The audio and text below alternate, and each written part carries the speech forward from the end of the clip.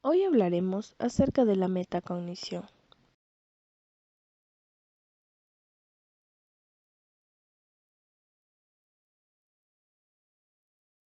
Pero, ¿qué entendemos por metacognición? Es la capacidad que tenemos de autorregular el propio aprendizaje, es decir, planificar qué estrategias y técnicas se han de utilizar en cada situación, aplicarlas, controlar el proceso, evaluarlo para detectar posibles fallos y como consecuencia transferir todo ello a una nueva actuación. Es un proceso mental por el que tomamos conciencia de lo que estamos aprendiendo.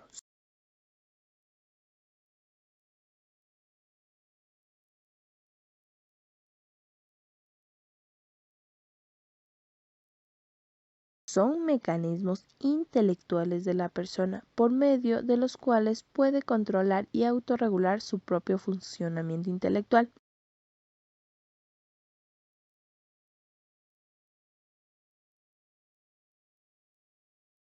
Es conocer sus propios procesos cognitivos para aprender a aprender.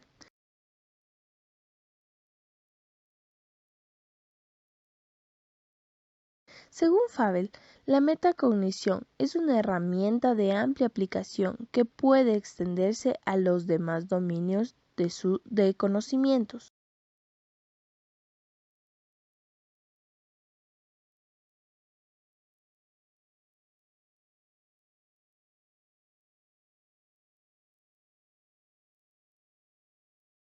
La cognición se desarrolla en la mente, el mismo que es un fenómeno emergente y responsable de el entendimiento, capacidad de crear pensamientos, el aprendizaje, el raciocinio, la percepción, la emoción, la memoria, la imaginación, la voluntad y otras habilidades cognitivas.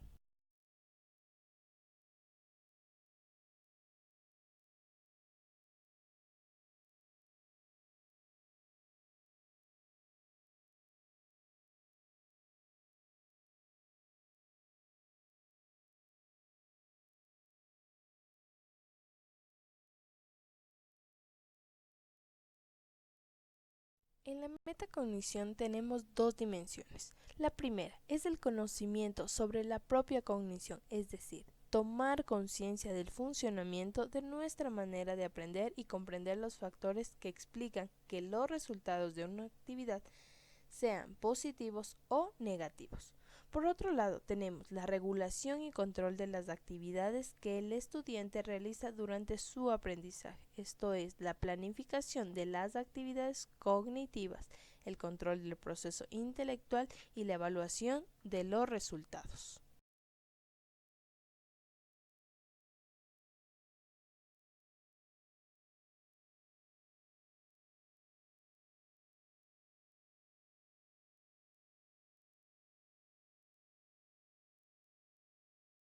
En la metacognición se proponen 8 procesos cognitivos, los cuales son el análisis y síntesis, la inferencia, la comparación, la clasificación, el seguimiento de instrucción, la memorización, la definición y por último la observación.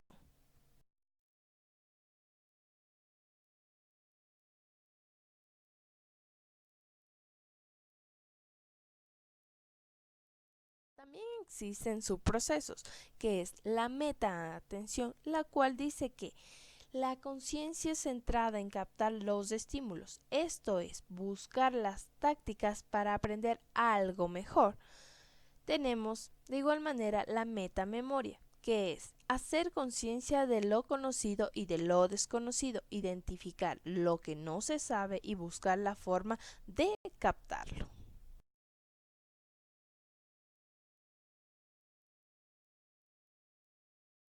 En la metacognición entra lo que es el conocimiento y en eso tenemos tres tipos.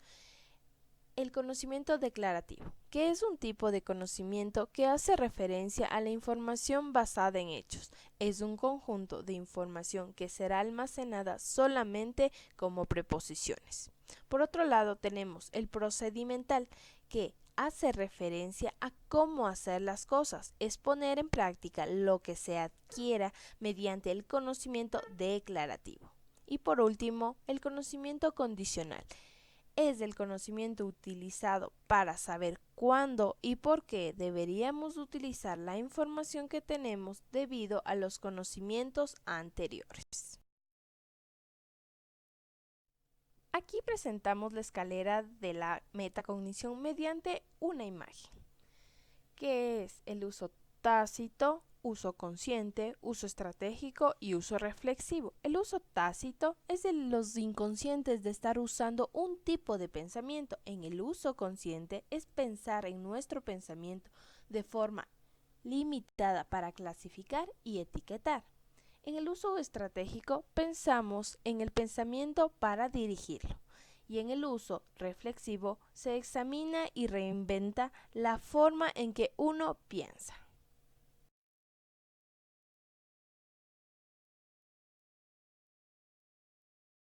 En la metacognición también tenemos la metacognición en la educación. Se refiere a los procesos del aprendizaje que propone a través de los sistemas educativos. Utiliza las capacidades propias del alumno para aprender y comprender su entorno. Se propone un currículo de aprendizaje que se adapte y saque provecho de las habilidades, competencias y el manejo de las emociones del alumno para adquirir los conocimientos de mejor forma. Permite comprender y regular nuestro aprendizaje.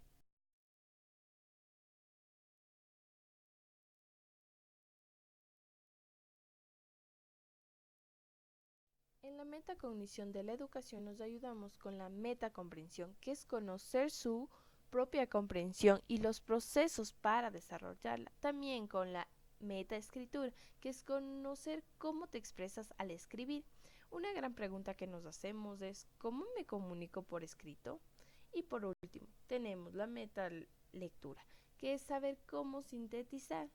Esto es, ¿qué tanto comprendo al leer?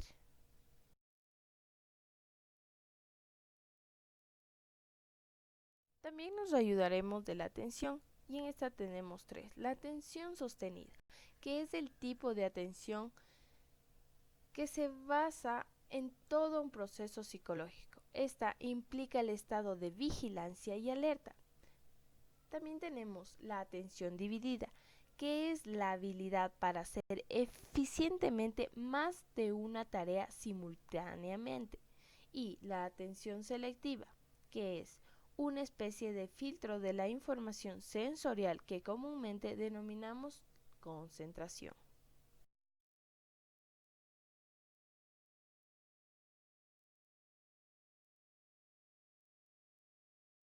Tenemos un proceso para la atención-concentración, que es el estimular la percepción, la selección de la atención, el mantenimiento de la atención, el procesamiento de la información, un análisis, la clasificación, comparación y asociación.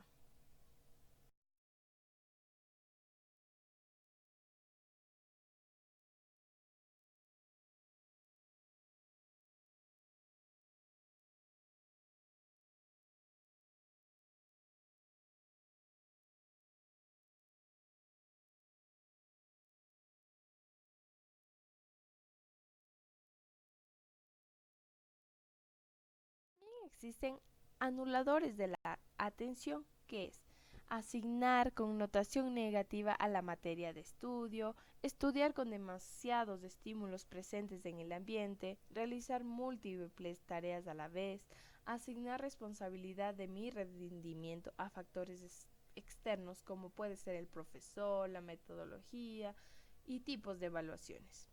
También hay el no planificar el tiempo, no contar con el material necesario y no estar bien física y emocionalmente. La metacognición de la educación necesitamos de estrategias dirigidas tanto a estudiantes como a docentes. Empezaremos por las estrategias dirigidas a estudiantes.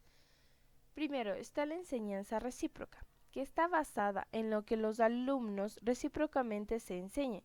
Como sabemos, cada estudiante realiza una función diferente, pero complementario para llegar a un objetivo en común, que tiene como fin enseñar a los demás estudiantes cuando les toque su turno. Esto es lo que permite al estudiante que juegue un papel importante que involucra 4 estrategias.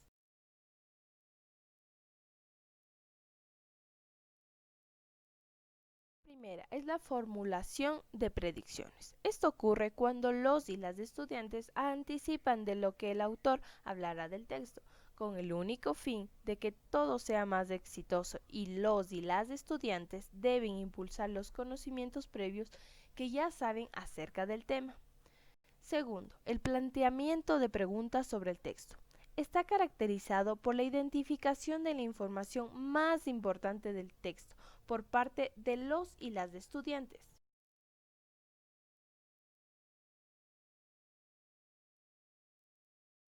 3. Clarificar dudas. Implica las aclaraciones de varios puntos confusos dentro del texto por parte de los y las estudiantes. Esto lo hacen a través de una relectura del párrafo. Y por último, 4. Resumen. Propone la oportunidad de determinar e identificar la información más relevante del texto. Se lo puede hacer a través de oraciones o párrafos.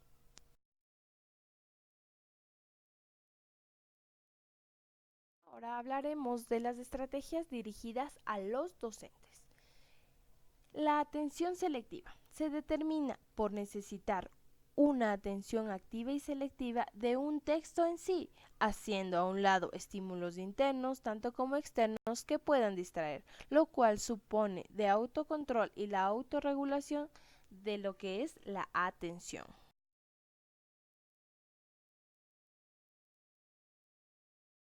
Segundo, tenemos el análisis secuencial, en el que podemos establecer un proceso mental llamado análisis-síntesis, en el que un lector debe realizar una lectura en la que va relacionando significados para conceder un significado mediante las inferencias lingüísticas a la secuencia del texto leído, ya sea este por frases, párrafos, etcétera.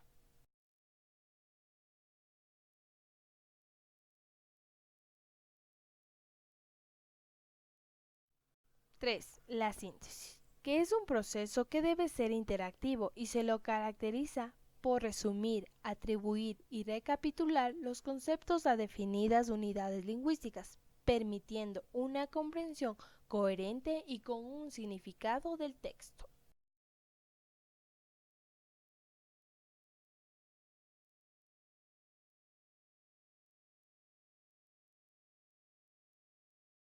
Entonces, el desarrollo de la metacognición con estrategias adecuadas dirigidas para los diferentes tipos de uso es necesario para lograr un buen desempeño, una comprensión total en estos ámbitos.